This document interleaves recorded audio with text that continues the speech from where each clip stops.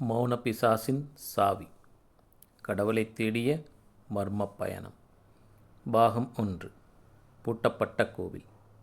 வேலையூர் என்ற கிராமம் ஒரு நூற்றாண்டாக ஒரு வினோத மர்மத்தால் சூழப்பட்டிருந்தது. கிராமத்தின் நடுவே இருந்த பழமையான சிவன் கோவில் கடந்த 100 ஆண்டுகளாக பூட்டப்பட்டிருந்தது. கதவின் பூட்டு துருப்பிடித்து சங்கிலி பலமாக சுற்றப்பட்டிருந்தது. பூசாரி உட்பட யாருக்கும் அதன் சாவியையோ அல்லது அது ஏன் பூட்டப்பட்டது என்பதையோ தெரியாது. கதவு பூட்டப்பட்டிருந்தாலும் அந்த கோவிலின் மீது கிராம மக்களுக்கு அசைக்க முடியாத பக்தி இருந்தது. கிராமத்தில் சங்கரன் என்ற துணிச்சல் மிக்க இளைஞன் இருந்தான். அவனுக்கு அந்த கோவில் கதவை திறந்து உள்ளே என்ன இருக்கிறது என்பதை பார்க்க வேண்டும் என்ற ஆசை ஒரு சவாலாக இருந்தது. பாகம் 2. சங்கரனின் சபதம்.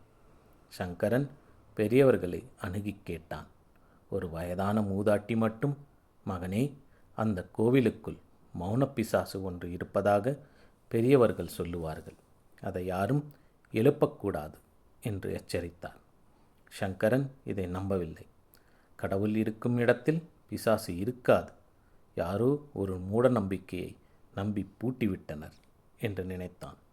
ஒரு நாள் சங்கரன் ஒரு சபதம் எடுத்தான். எப்படியாவது இந்த மர்மத்தை தீர்த்து கோவிலை திறப்பேன். சிவபெருமான் அருள் இருந்தால் என்னை தடுக்க யாராலும் முடியாது.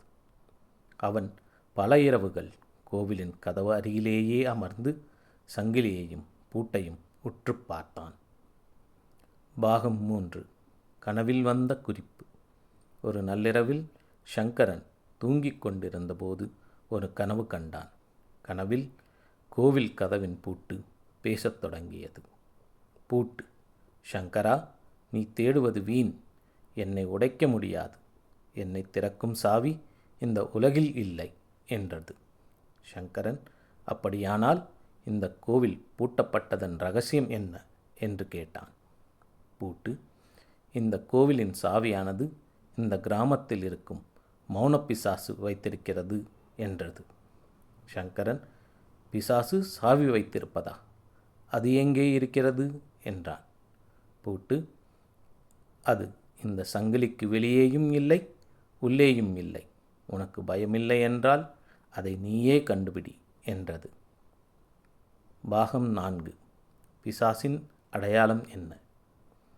கனவு கலைந்ததும் சங்கரன் திகைத்தான். மௌன பிசாசு சாவியை வைத்திருக்கிறதா? அது யாராக இருக்கும்? அவன் மெல்ல பிசாசை தேடத் தொடங்கினான். கிராமத்தில் உள்ள ஒவ்வொரு பயங்கரமான வினோதமான ஆட்களையும் சென்று பார்த்தான். ஒரு பைத்தியக்காரன், ஒரு துறவி, ஒரு கல்வன். ஆனால் அவர்கள் யாரும் பிசாசு போல இல்லை. சங்கரன் விரக்தியுடன் மீண்டும் கோவில் வாசலுக்கு வந்தான். அப்போது அங்கே ஒரு வயதான பெண்மணி வந்து மெல்ல சிவபெருமானின் நாமத்தை உச்சரித்தபடி கோவிலின் சுவரில் ஒரு பூவை ஒட்டினார். அவர் ஊரில் மிகவும் அமைதியானவர். பெரும்பாலும் அவர் யாருடனும் பேசுவதில்லை. அவர் பெயர் மாலதி. சங்கரனுக்கு ஒரு யோசனை தோன்றியது. இந்த பெண் யாருடனும் பேசுவதில்லை. இவள்தான் அந்த மௌன பிசாசா? பாகம் 5. மாலதியின் ரகசியம். சங்கரன் மாலதியை பின்தொடர்ந்தான். அவர் ஒரு சிறிய குடிசையில் வசித்தார். அவர் தன் சமையல் பாத்திரங்களை சுத்தப்படுத்தி கொண்டிருந்தார்.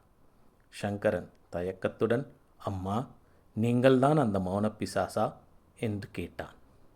மாலதி திரும்பினார். அவர் முகத்தில் தெய்வீக அமைதி இருந்தது. அவர் உதட்டை மூடிக்கொண்டு சங்கரனை பார்த்து சைகை காட்டினார். அவர் வாய் பேச முடியாதவர். மாலதி பேச முடியாதவர் என்பதை உணர்ந்த சங்கரன் அவர் காலில் விழுந்தான். அம்மா, பூட்டப்பட்ட கோவில் கதவை திறக்கும் சாவி உங்களிடம் இருப்பதாக என் கனவில் பூட்டு சொன்னது. அது எங்கே இருக்கிறது என்று கெஞ்சினான். மாலதி அவனிடம் எந்த பதிலும் சொல்லாமல் மெதுவாக தன் கையை ஒரு மண்பானைக்குள் விட்டார். உள்ளே இருந்து ஒரு துடிப்பிடித்த சிறிய இரும்பு துண்டை எடுத்தார். அது சாவியின் வடிவத்தில் இல்லை, ஒரு குண்டூசி போல இருந்தது. பாகம் 6. சாவியை விட பெரியது. சங்கரன் குழப்பத்துடன் அந்த துண்டை பெற்றுக்கொண்டான். இந்த சிறிய இரும்பு துண்டு எப்படி அந்த பெரிய பூட்டை திறக்கும் என்று கேட்டான். மாலதி மௌனமாக அந்த இரும்பு துண்டால் சங்கரனின் நெஞ்சில் தொட்டு கோவில் கதவை பார்க்குமாறு சைகை செய்தார். சங்கரன் ஓடிச் சென்று அந்த இரும்பு துண்டை பூட்டுக்குள் செருகி திருப்பினான். ஆச்சரியம்! அந்த துருப்பிடித்த பூட்டும் சங்கிலியும் சட்டென்று உடைத்துச் சிதறின. கோவில் கதவு ஒரு நூற்றாண்டிற்கு பிறகு மெதுவாகத் திறந்தது. உள்ளே அடர்ந்த தூசி. அந்த மௌனப் பிசாசின் இரகசியத்தை புரிந்து கொள்ள சங்கரன் மாலதியிடம் ஓடி வந்தான். மாலதி தரையில் விரலால் எழுதினார்.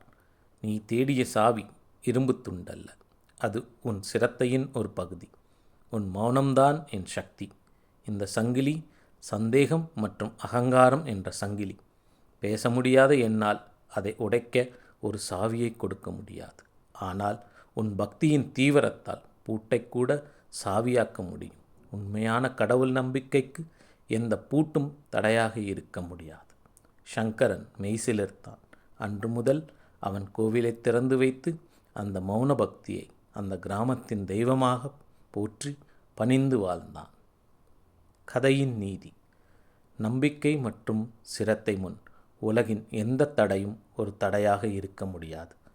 கடவுள் நமக்கு தேவையான வழியை கொடுக்க அது ஒரு சிறிய இரும்பு துண்டாக இருந்தால் அற்புதங்களை நிகழ்த்தும். நன்றி.